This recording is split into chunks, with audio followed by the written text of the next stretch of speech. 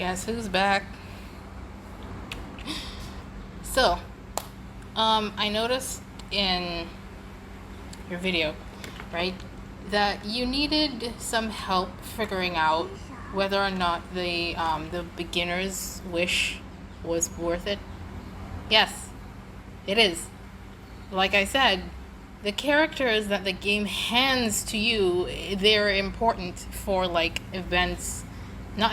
puzzles and stuff like that. If you don't want to be having to switch your main character's element all of the time, so it is important to have a team with varied elements to them, right? Not so much for like reactions, but like, okay, well, yes, for reactions, but also so that any puzzle you come across in the wild, you can easily have the characters that you need on your team instead of having to switch them or whatever the case is. There are some people who do the whole like mono pyro, mono geo stuff, but what I really wanted to talk about was the pity system and the characters that you can find on the event wishes. So, you need to be able to tell the difference between acquaint fates and intertwined fates. You don't need to know the actual name of it. Just know that there's one purple and there's one blue. In these, as you can see in the top right, there's a purple blue one here, right? And if I click over here, it turns to blue. The blue ones you get just by playing the game, doing Archon quests. You actually just, leveling up and ascending characters as well. You also get the blue ones from playing the game normally, I guess you could say. And the purple ones, I believe you get from doing Archon quests. Yeah, I believe so. Right. So when you finish Archon quests, you can go in here, and it will actually like give you, what's the word I'm looking for here? It will hand you, basically, extra rewards for doing the Archon quests. So let's talk about the pity system for this game, right? There are 3 types of banners in Genshin Impact, not counting the beginner's wish, right? We're leaving Noelle and her banner out of this because eventually it's just going to disappear. Like you see, I only have 4 of these here. No beginner's wish because I already used it up, right? So the pity system goes like this. Honestly, even I think I'm not really qualified to tell you about the pity system. So, say for instance, you pull 50 times and you don't get, 49 times, and you don't get a 5-star in that time frame. The 50th pull, you have a 50-50 chance of pulling a 5-star. If you don't pull a 5-star at the 50 mark, you reach the 80 mark, you have a higher chance of pulling a 5-star and 80 pulls. And if your luck is really bad and you don't pull a 5-star at 80 pulls, at 90 pulls, you will be guaranteed a 5-star. However, that's where the problem in this lies. If you happen to pull one of the standard 5-star characters, your pity will be reset. Okay? Alright, so let me show you. If you go down here to the history tab, now depending on whether or not you pulled on a banner, it wouldn't show you anything. However, as you can see, I have been pulling on this banner for, the event banners for quite some time. And the very last 5-star I got from either one of these banners his name is Tignati. Tignati is one of the standard 5-stars. And that means the next 5-star I happen to pull on the event banner will be the character featured on the front of, basically, if I were to pull, I would be guaranteed to get either Ayaka or Navia if I happen to manage to pull another 5-star within the time allotted to their event time. As you can see here, you don't have all month to get these characters, right? So basically, once you get a standard 5-star, the pity will reset, and the exact same thing will happen again. Except this time, the 5-star that you happen to pull will be the one featured on the banner. And of course, once you pull a 5-star, the pity gets reset. Now, what the game does not tell you is that the pity for both of these banners are the exact same. If you pull a standard 5-star character trying to pull for Navia, and you go across to Ayaka thinking, oh, well, can I get another standard 5-star? No. If you manage to pull a 5-star while pulling for Ayaka with that pity, you will get Ayaka, right? I hope you can understand that. Now, the pity system for the weapon banner, I'm not 100% certain. There's this thing that tells you you can still lose, I think, basically, with all of this. If you want a specific weapon, you decide you want to pull for this weapon, you will obtain 1 fate point upon receiving a 5-star weapon that is not the one you choose. Basically, what I'm understanding for this is that you have you can lose twice. You can get a standard, quote unquote, a standard 5-star character from this banner twice, which is not the same as the other banners for whatever reason. Now, the pity system for the standard banner is just basically you pull, and at 50 you have a chance of pulling a 5-star.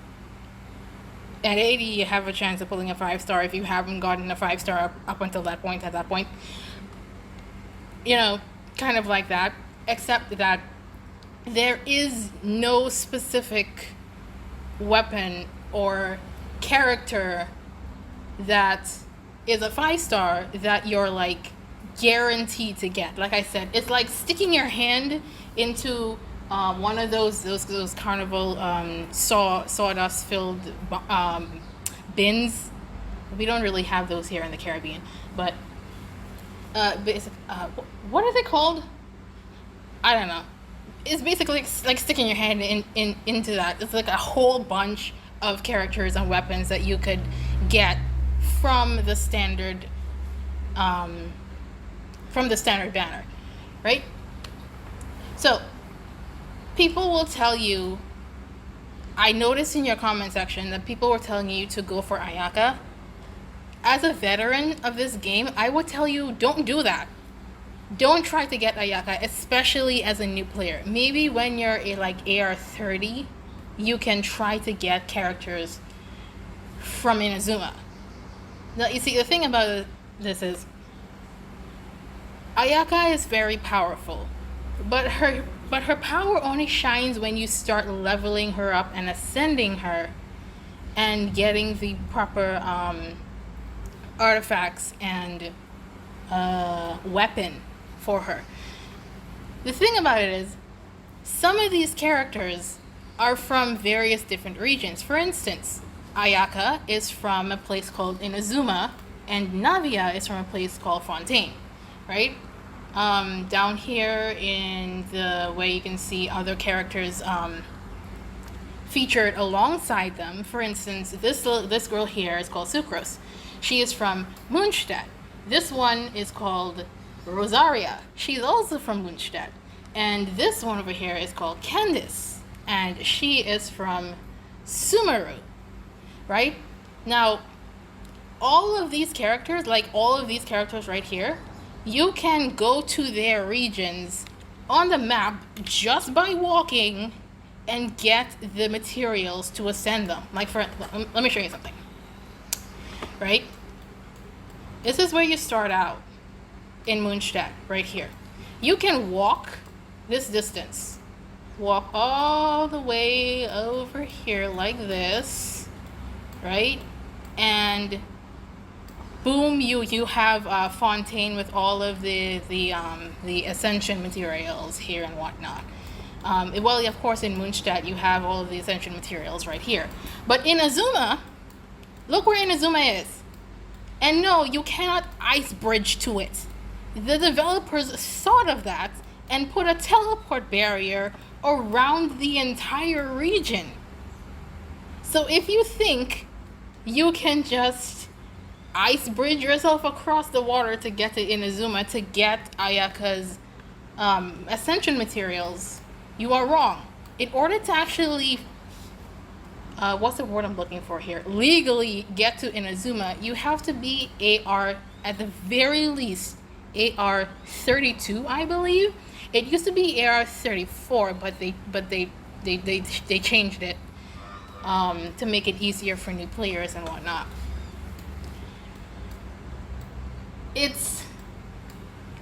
Then you will get the Archon quest that will allow you to go to Inazuma. And even then, you're region locked to just Rito for a while before you can actually go out and explore the rest of the region. So, with that said, if you want to pull and try to get Ayaka, you have to know that you will have to keep her at level 40 for a while your other characters can ascend further than that. In fact, I think they can go up to level 60? Is that right? Let me see if I can find...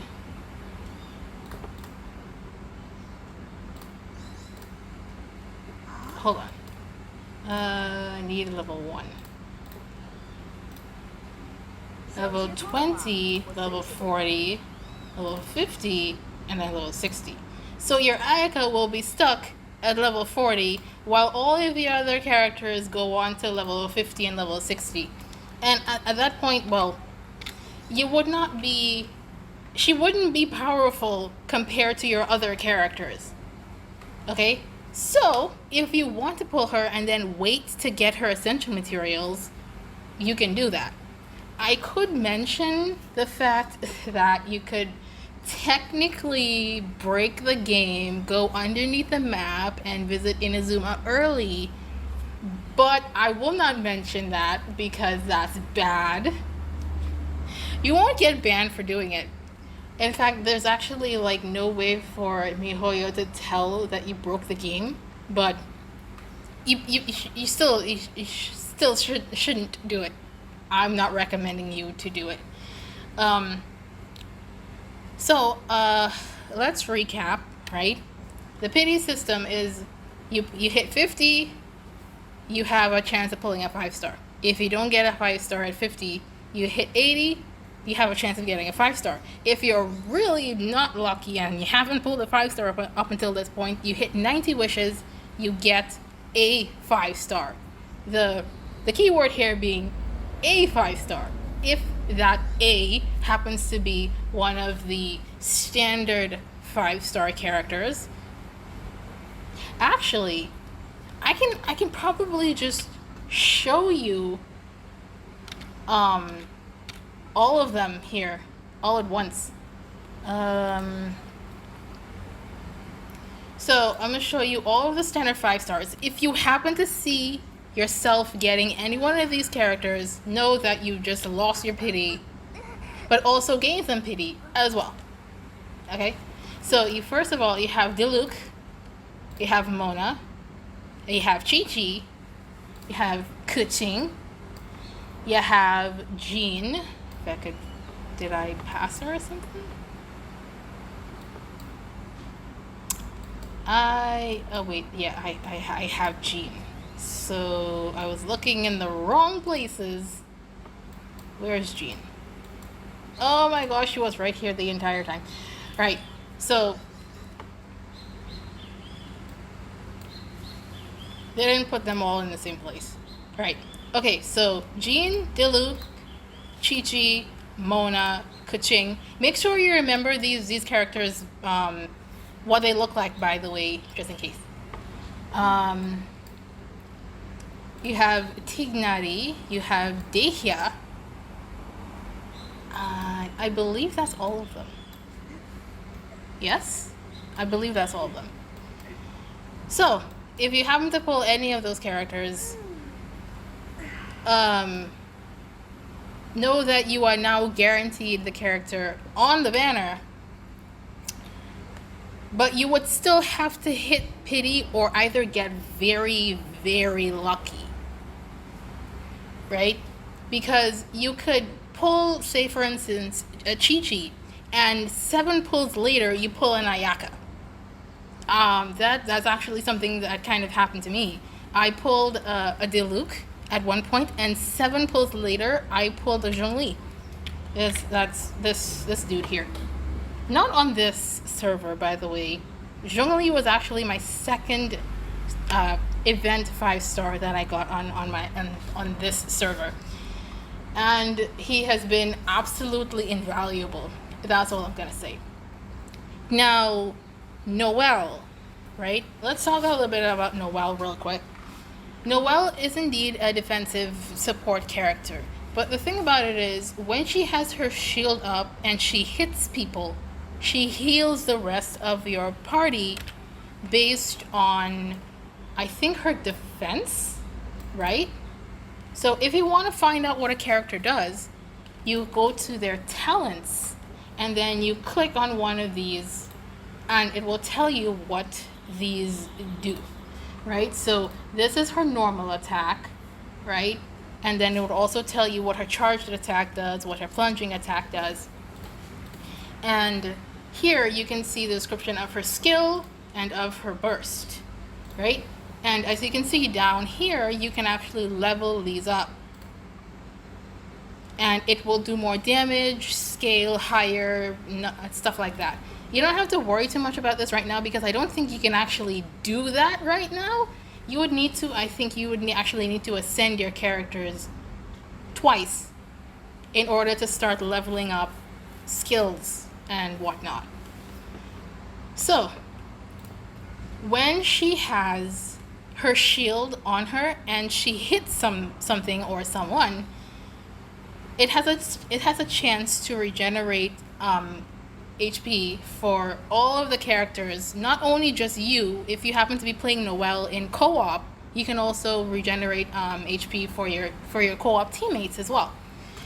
And so the amount of HP healed is basically just scaling on her defense as much as possible. So what you need to do is you need to pay attention to the artifacts that you have on your characters. As you can see here, there's a set bonus thing. It says that this has a defense of plus 30%. That's because of a specific oh gosh, now that I'm thinking about it, it's gonna be really complicated to explain all of this. So practically every artifact that you get comes from a set. These go up to 4. That is 4 pieces on a character will give you the maximum effects, as you can see on the right side here. If I had 4 pieces of the Defender's Will,